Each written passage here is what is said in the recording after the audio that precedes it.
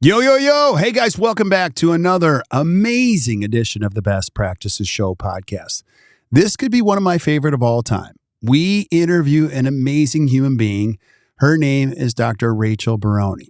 She's awesome, and she's a member of the accidental community and the global diagnosis community. And what she's done in her practice is life-changing. She learned that more is not better. More is just more. And she shares her story.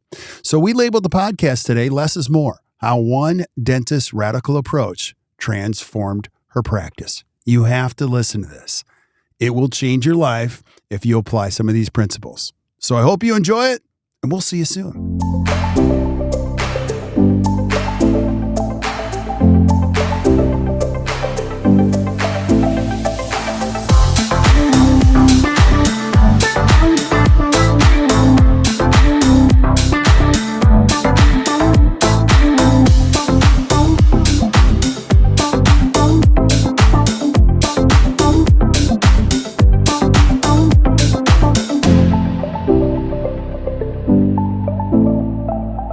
Hey guys, welcome back to the Best Practices Show podcast. I have a feeling this is going to be one of my favorite of all time, only because I'm going to interview a new upcoming rock star. She's not really a new rock star. We've known she's a rock star for a long time, and it's going to be on one of my favorite subjects of all time, which is the whole time thing in changing your hours and getting the right people in the right seats, which is a lot harder than we think it is. And you have to learn from that. And I've got an amazing human being here. Her name is Dr. Rachel Barone. And she's not only a great member of the accidental community, but she's also a member of the global diagnosis community. She's been through Dawson, Pankey, Spear. She's razor sharp, and you guys are going to learn a lot. So Rachel, thanks for being here. I really appreciate you. Oh, thanks so much for having me. It's absolutely a privilege. Yeah. So I always want to start here. I want people to know who you are. So give us a little bio on who you are, and then we're going to get into this topic. Oh, sure. I'd be happy to. So my dad was actually a dentist, and I grew up in a small town in Kansas. So I got to see the way he practiced and the impact he had on our community growing up, and just always stuck with me. So, I then decided to follow in his footsteps. I went to dental school at Virginia Commonwealth University. And then I did a 1-year AEGD at the University of Florida in St. Pete. And both of those experiences were just fantastic. I got a lot of great foundational knowledge. And then I moved out to Colorado after residency. And I ended up purchasing my practice in 2019 and have been running it ever since. So I get to live in beautiful Boulder, Colorado, and enjoy all the stuff that's available here, hiking and biking and camping, and just I feel very, very fortunate to get to be here. Yeah. My sister-in-law and brother-in-law live there, and I think it's one of the most beautiful places ever. So awesome, awesome, awesome. And take us on this journey. We're going to be talking about hours, and I'll just go there and kind of point us in the right direction. You changed your hours. You got right people in the right seats. And then the third thing you said is it's finally mine. So let's start here. What's the why for the journey? Like, what's the big why for you in making all of these changes? Yeah, I think it was just as I've kind of grown as a clinician and as a person, I kind of started to have better clarity around what I wanted in my life. And I realized that it's very important to me to have time and space away from the office so that I can show up and be the absolute best practitioner I can be when I'm at the office. And I want to be able to show up fully for my team, my patients, and just anyone I have the privilege of serving. So I realized that when I was working longer hours and not really giving myself breaks, I just was depleted. I was starting to feel burnout. And so the shift in hours has not only served me in being able to be rejuvenated and resourced to come into the office, it's also really served my team. And I have to have their backs because they have mine every single day. And I want to make sure that whatever we're doing fits for all of our lives, not just what's going on in the practice. Yeah. So give us a little glimpse of what your hours were. What did they used to be? And what are they now?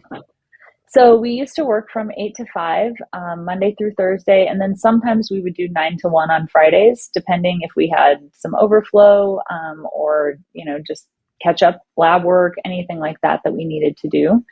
And I have team members that I'm very fortunate. I have team members that really are dedicated to work for our practice, but they drive. Some of them drive from 30 minutes to an hour away to get to the office. And we were finding that not only were the days really long, we were leaving exhausted, but then some of these team members had really long commutes. And when the weather gets bad in Colorado, it's snowy, it's sleety, and they're not as safe driving home in the dark. So we all kind of made the decision as a team that we wanted to reevaluate what our office hours were. And we really had a lot of discussions around what works for us as a team. It was really important for me to be able to make sure that it wouldn't just fit my life, that it would fit the life of my team members as well. The gentleman I bought my practice from, his name's Dr. Jerry Savory. And, he often said to me, people help support that which they create. And I've kept that with me for years now. And it's so true in terms of team buy-in with anything, is giving them the autonomy, the respect, the space to be a part of that decision. It just creates more,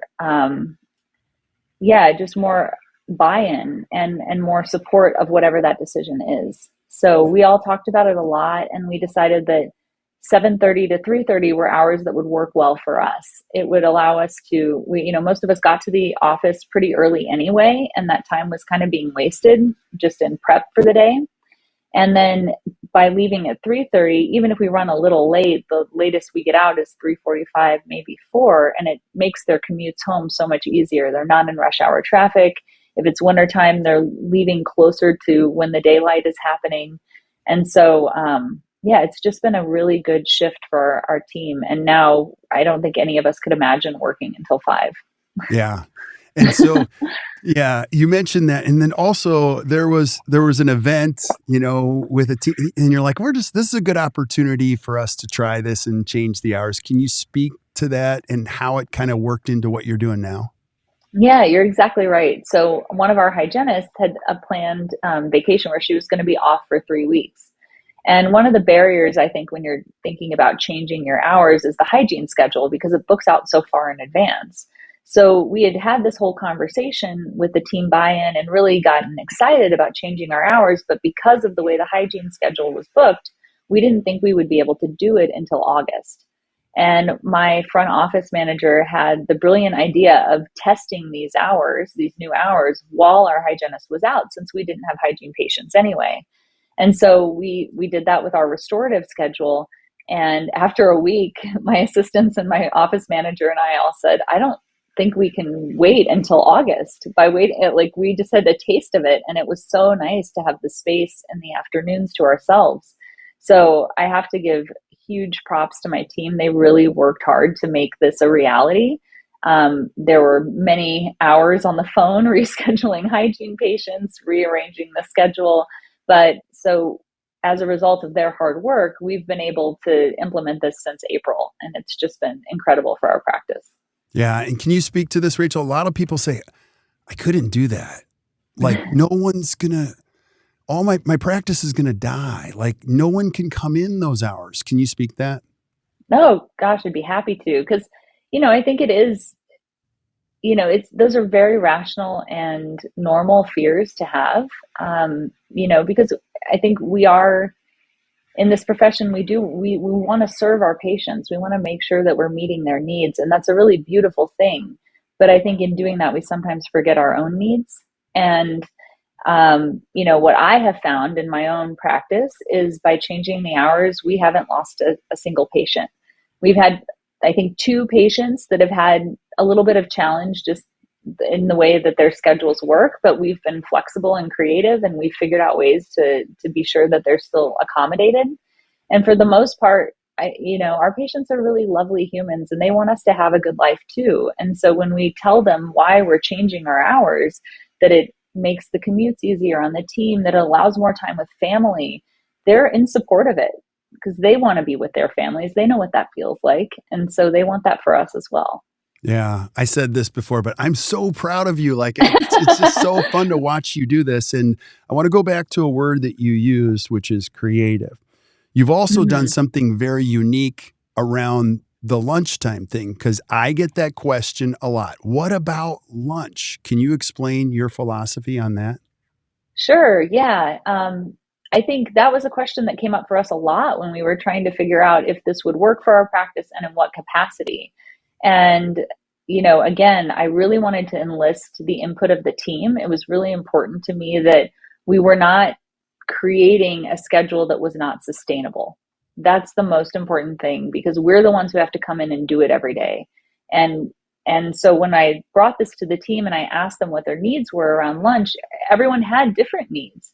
So one of my hygienists only wanted 30 minutes for lunch, and for her that works. So we built her hygiene schedule using our block scheduling system to make sure that she got 30 minutes for lunch. But my other hygienist wants an hour for lunch. And so we built her block schedule to match what her needs are around her lunch so that she can decompress and show up more fully for her afternoon patients. And I'm someone who I really do need downtime. I need space kind of to regroup over lunch. I need space to clear my head. So I need an hour, but my assistants don't need an hour. They don't want an hour for lunch and they find it to be a little excessive. So what we've worked out for my schedule is that we honor my hour lunch, but we give the assistants 30 minutes of work that doesn't need me to come into the operatory. So whether it's delivering clear aligner therapy or doing an occlusal splint adjustment or something like that, we've designed it in a way that I still have that buffer, but that my team is still engaged in getting to do the work that they want to do. And it's worked out really well for us. I love it. So I'm going to play a dentist who's listening to this podcast. Okay. Okay, Rachel, I'm driving to work and I'm listening to this podcast. I'm already doing the math. I'm trimming hours. How is this good? And you said something before we hit the go button about efficacy. I don't even want to try to re-say what you said because it was so good. Can you explain one of your learnings in this process? Yeah, absolutely. I mean, I think that we as a culture and as dentists, we all want to be really efficient. And it's not that efficiency isn't important, but I think we underestimate how important being effective is and how important efficacy is. And so what I mean by that is, if we can be effective with the way that we use our time, then the efficiency comes. And for us, I own a small restorative fee for service practice. And in that model, efficacy is what matters. You have to be effective in the way that you communicate. You have to be effective in forming relationships and building trust with patients. And you have to be effective with the way that you schedule. And it seems like there's more work on the front end with that, but it pays dividends in the back end. And it actually allows for you to be more efficient because you have the patient who trusts you, who trusts your process, who is engaged in the care that they're getting. And then you have a team that can support you with a very effective schedule, and the efficiency comes. And I have to say, like, to the point about cutting hours, you're absolutely right that there are fewer hours, but we have built our block schedule in a way that we have daily production goals, and we have been just as productive, if not more productive, since cutting our hours than we were before. There's a lot less wasted time. You have to be effective with how you use your time when you're doing a model like this. Um, you can't schedule ineffectively, but as a result, you get more time with your family, you get more time away from the office. And again, we're finding that we're more productive with this shift. Rachel, it's so counterintuitive. You're trimming hours, cutting these things back, and yet more productive. Give us your hypothesis a little bit more. You gave us a glimpse, but what's your real hypothesis of what's really happening in your practice as a result to do Yeah. that? I mean, I think it's just that, again, we created enough engagement from the team, and there's enough. We've really been intentional. Also, I have to give credit, like Kirk said, we've been working with ACT for several years at this point, and so we've been very intentional about building systems that work for our practice. and having everyone kind of know what roles they play in upholding those systems. So I think we did the work foundationally to then be able to have that be our springboard toward these new hours. And, so I think because we have the system, we have a block schedule that if we just plug into the block schedule and manage it effectively, then we'll hit our production goals. And that has been a really big part of it. And the team, I think, is more energized around it because they had a say in it. They got to help build this new kind of new vision for the practice, essentially. And they're feeling the benefit of being able to go home and be with their families. So they show up more engaged and just ready to work. Yeah. And shout out to your coach, who's one of the best. Her name's Courtney, and she raves about you. And I hope this doesn't upset other clients. She's like, Rachel's one of my favorite of all time. So this is so cool. And it's fun to watch you do this. And so again, we're just proud of you. And one of the things that you mentioned too, right people, right seats. It's a concept we teach. I believe in it. It is not easy. Can you speak to your journey?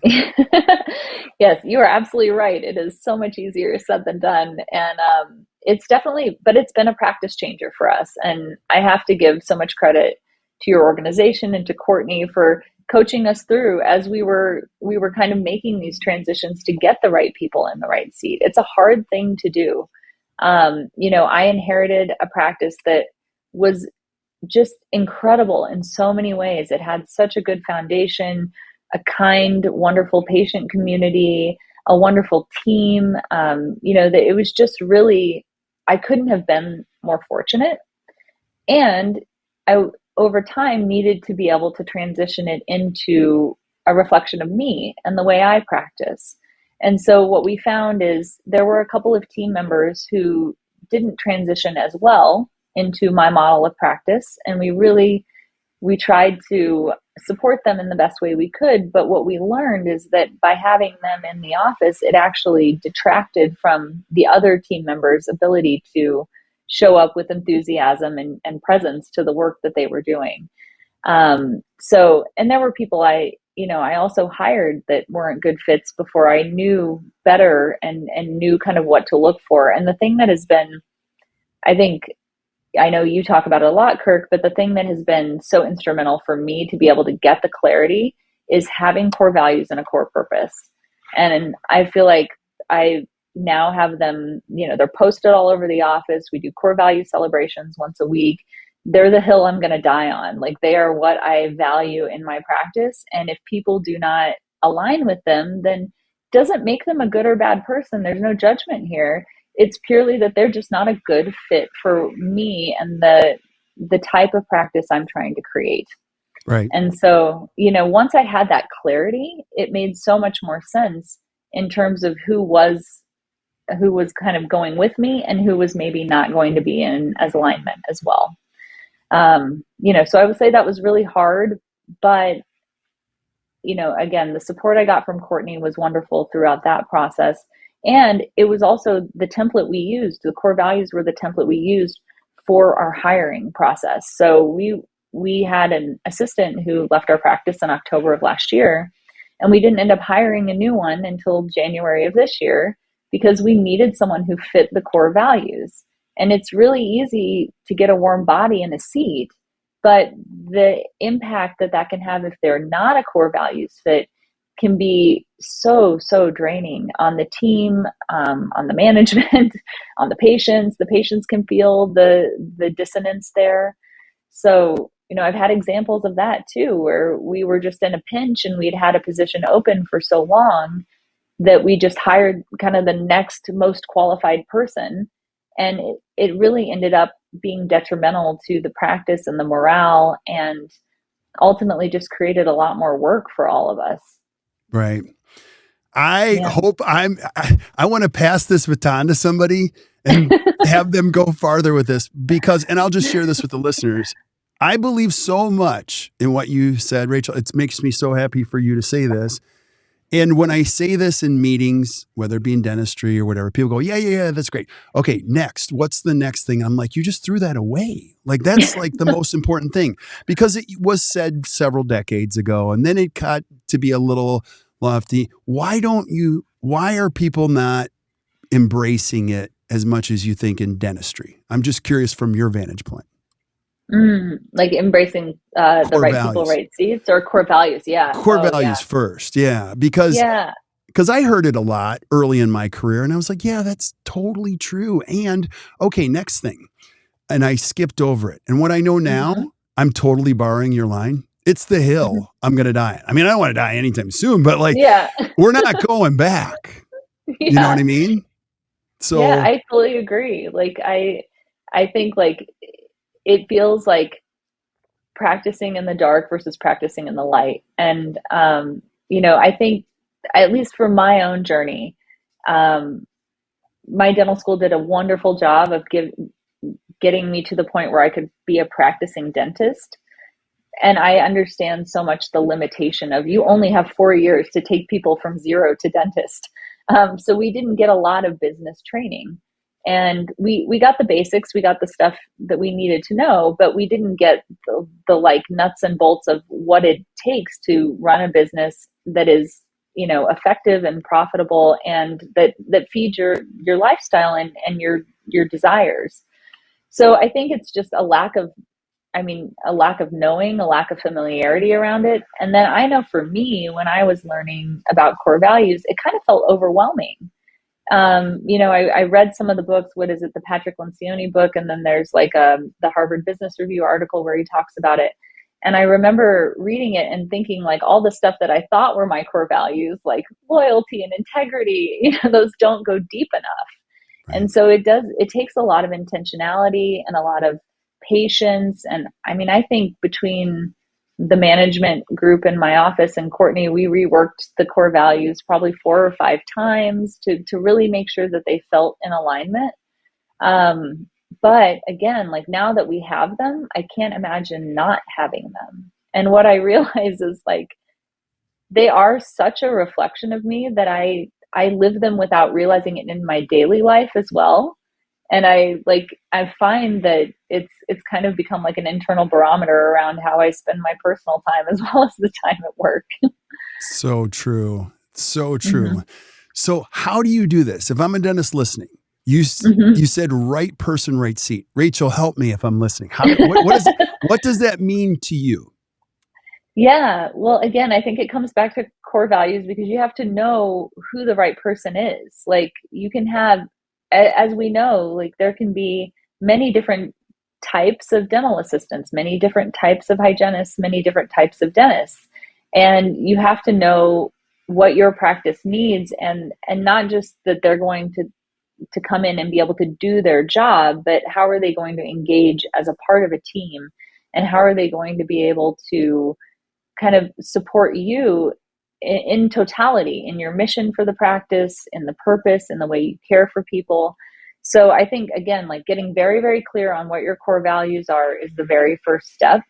And then I use those as a benchmark when I'm interviewing people. I really try to get a sense of, and we can even ask questions in the interview that are kind of in alignment with our core values, and just try to get a sense of, is it something that this person really can be in alignment with, or is it something where maybe they're just not as good a fit? And that's been really like our guiding principle. We use them for everything, and we talk about it as a team afterwards. So for example, when we were hiring our most recent hygienist, we gave her a list of our core values. We asked questions around the core values. We really like made it a big part of the interview process because it is so important to us. And our existing hygienist, she's kind of our lead hygienist, was there during the interview. And afterwards, we had the conversation in terms of, does she meet our core values? Is she going to be a good fit? Is she going to, kind of help take the load off of the lead hygienist and further the practice in the way that we want to go? You can't go somewhere if you don't have a roadmap. And I feel like the core values are a little bit of our roadmap. Is like we use them to just be sure that we have the right people to take us in the direction we're going. Right. So that Mm-hmm. speaks to right people. Tell me about right Mm-hmm. seat for you. And I'll throw one complex question. Okay. And I don't want to lead you with this question, but Mm-hmm. which one's more important? Right person or right seat? And what happens when you have the right Mm. person, but they're not in the right seat? So I get these questions. I figure I would just get them to See you my because take. it's real. It's very real. This is real stuff. Any Mhm. thoughts you have on those? Yeah, I mean, I think that so the right seat thing, it can be a little bit more nuanced. Like I think about when we had a person in our practice who was like I mean, I guess you technically they weren't quite the right person because they weren't 100% a core values fit, but there were things about her that was a core values fit. And we really tried to see, do we need to be creative and maybe she's just not in the right role? And we really talked about it and tried to think if there was another position in the practice that would serve her better, and speak to her talents more. But unfortunately, I think being not a good core values fit then just made the right seat part kind of a moot point. So I think it's if you have the right person, I think the other thing is that your seat can evolve over time, I would imagine, which is kind of exciting because I think if you think about I know for me, what excites me and what keeps me engaged in my life and in my profession is the opportunity for change and growth and metamorphosis. And you want that for your team as well. And sometimes you get in a position where the team, they're a hygienist, they kind of have the mindset of I'm just a hygienist, I'm going to be a hygienist forever, or you have other people who really want to be able to grow. And so maybe you have someone who's a rock star assistant and she then takes on more and more responsibility and maybe grows into an office manager position. It allows, I think, as long as they're a core values fit, at least in my office, as long as they're a core values fit, I can generally figure out where they should sit in the office and allow it to change over time. That is so well said. I love it. I love it. Thank Now, you. I also want to go back to something you said. You said core purpose. What Mm-hmm. did Rachel? I'm listening to this. What does that mean?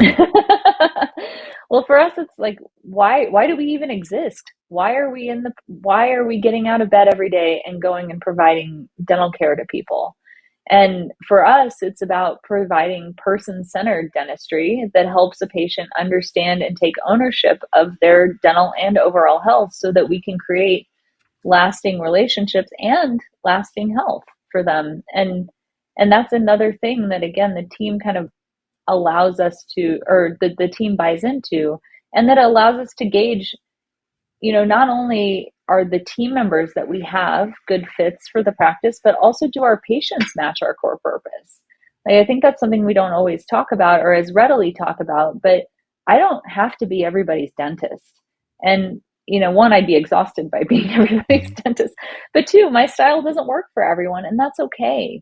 But if I have people who, we understand our core values for the team, but core purpose for just why we exist, then we can attract patients who value what I value and that want what I'm providing. And then we can all just enjoy work a lot more and actually help people in a really meaningful way.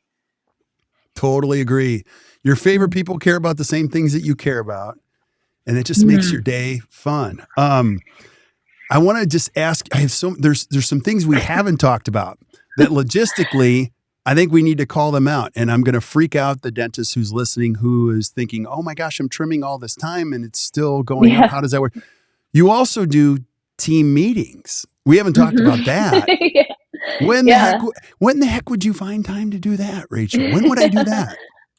Well, ours, we have a 2-hour team meeting every Wednesday morning. So once a week we meet from 7:30 to 9:30. I know, it's Wait, crazy. 7:30 to 9:30? So you're cutting out 2 more hours? And I'm Of it having all. fun with you because I get these questions. No, Two more totally. 2 more hours of patient time to Hmm. what? To meet with your team Yeah. for And two it's hours every week? I know it sounds like lunacy, but it's Right. actually, again, like it's one more of those things that I mean, I can't imagine not having the space to be able to one connect with them because I love my team for the humans that they are, and they come in and support me in such a beautiful way, and they give me their most valuable resource, their time. So I want to make sure that when they're there, we're a work family and that we care for and tend to one another.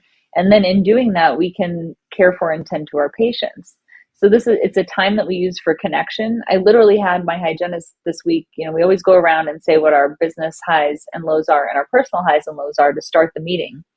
And I had a hygienist who's relatively new to our office, who I don't think has experienced team meetings like that before. And she reflected to me, she said, I really enjoy that. It's like the pressure release valve, and we all just get to know where everybody is, and we get to take some time and connect with each other. And I think we undervalue things sometimes if we can't put a dollar amount on them. And this is something that I think personally in my office is invaluable. I would absolutely not think of putting a patient during this meeting. It's like the time that we get for connection and growth is so invaluable. And then we use this time too to make sure we're aligned. I mean, we make sure that our systems are in place, that we don't need to change anything. And also it's a forum for the team to be able to express whatever's on their minds, so that we can allow it to be resolved, as opposed to, what I had before was just a monthly team meeting as opposed to a weekly team meeting.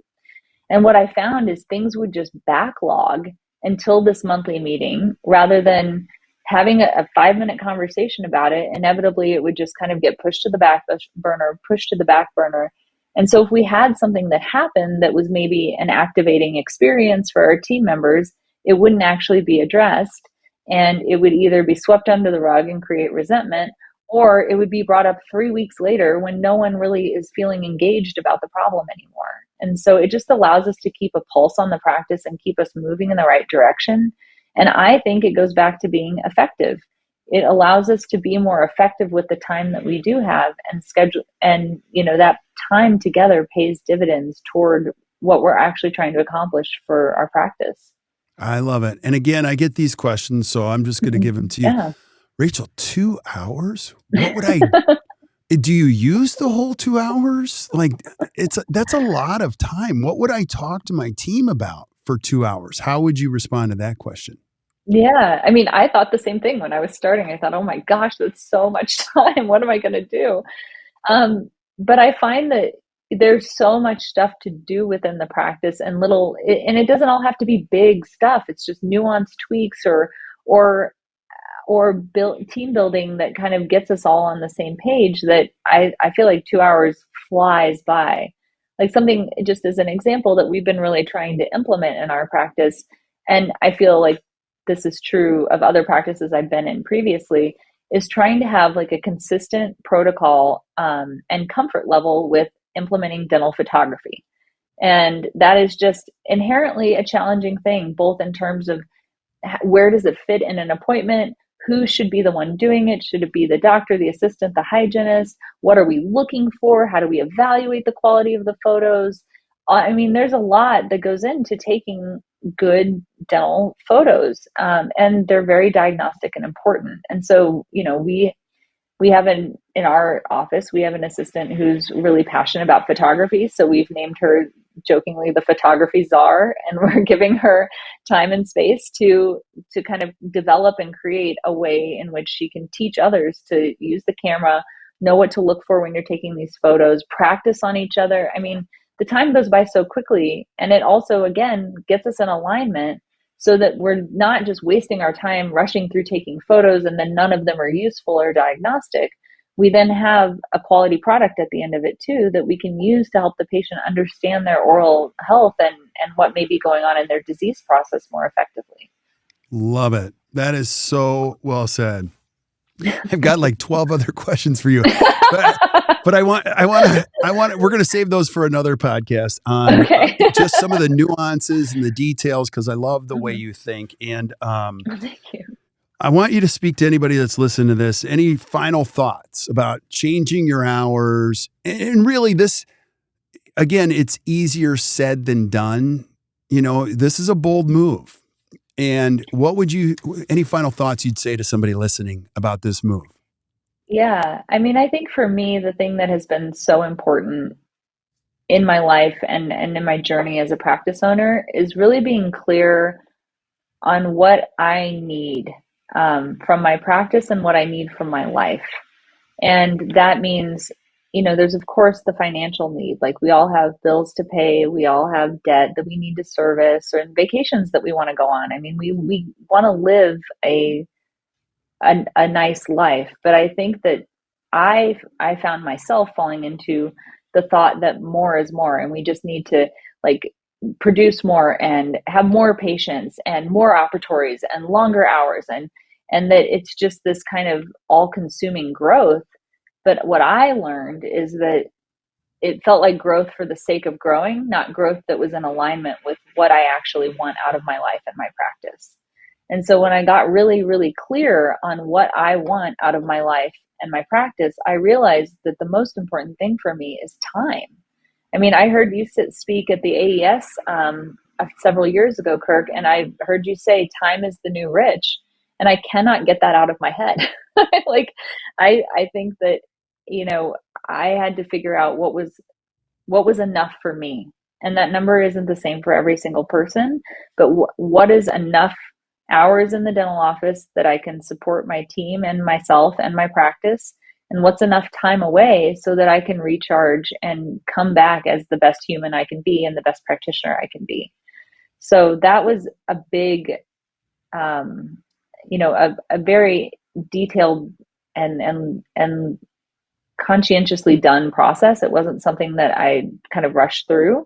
But once I had that number and I knew what was important to me, then I could build my practice around that. And the hours change became something that wasn't scary. It felt imperative. It felt like if I don't do this, I am going to be miserable. And so I would just say, if you can have clarity on what you need and want out of your practice, and realize that you are not in service of your practice. Your practice is in service of your life.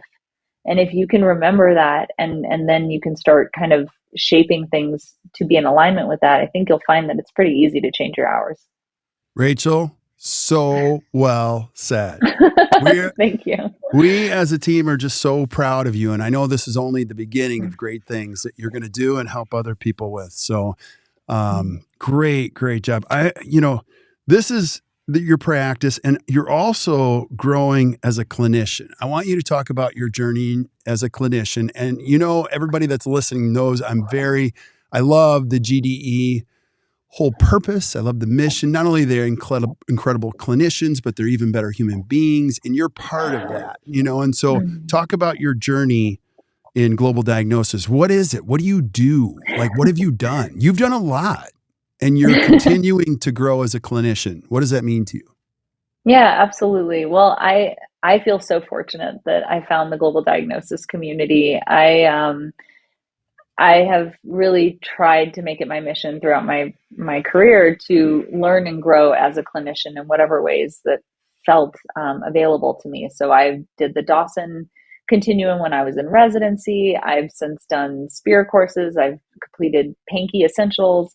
And all of it is wonderful information, but it wasn't until I got to global diagnosis that all the pieces from each of those different camps kind of came together in a really clear way for me. And Dr. Otten and Dr. Robbins have just been incredible mentors. They are incredibly knowledgeable, but also so generous with their time and their resources. Anytime I have a question or have a difficult case or just want to talk through something, they are available and again, so generous and open to sharing what they know and helping it be of benefit for our patients and for us as well. And they've become incredible friends. I feel so fortunate to know them. And the reason I think this community feels so powerful and impactful to me is that, we meet frequently enough, and it's a community of people who are intentional about meeting and learning and implementing these practices. So I've gotten to know these amazing dentists across the country. And so I feel like I'm lucky to call them my friends as well. And we have a global diagnosis symposium that they do annually, and they actually do it at the ACT headquarters. And the first one was last year, and it was so much fun after having 2 years of being on Zoom with all these folks to actually get to be in person and talk with them and hug them and hear about their lives and learn together. So I would just say that it's a really welcoming community, and it's led by two incredible humans. And I would highly recommend it to anyone who wants to kind of further their diagnostic skills and also just their skills as a clinician. Yeah, I'm going to put some links to Global Diagnosis in the notes. So if you're not taking notes, we're taking notes for you. Everything that Rachel has shared, we'll put some notes down into the notes feed. So you can flip up to it. You can see a link to Global Diagnosis, the Symposium, and all of those. And Rachel, they have a lot of fun. We're going to make them take us to Italy, like on one of those trips that they go on. And it just sounds like they're having the time of their lives. So it's so cool. Yeah, hopefully 2024 Symposium can be in Rome. I like that. I like that a lot. So awesome. Well, Rachel, I am so grateful that you came on and shared this today. So thank you so much. Yeah, thank you for the opportunity. And, I just want to express my gratitude for having found your coaching program and the work that Courtney's done to really help us kind of build the practice of our dreams. And I just also want to shout out my incredible team. I could not do any of this without them. And I feel so fortunate to get to work with them every day. Absolutely. Shout out to you, your team, Courtney. This is going to be so fun. So stick around while we say goodbye to everybody else. But thank you guys for listening to the Best Practices Show. Hey, if you enjoyed this, just do us a favor and hit the share button. And know one thing, you can create what you want to create. This is a real human being. She's a pretty special human being. And she made a decision to change her hours and change her life. And the message here is you can do it too. So hope you guys enjoyed that. Keep tuning in. We've got some more great stuff coming down the pipeline. And until we see you guys next time, or you hear from us next time, keep watching or keep listening to the Best Practices Show. You guys enjoy your day.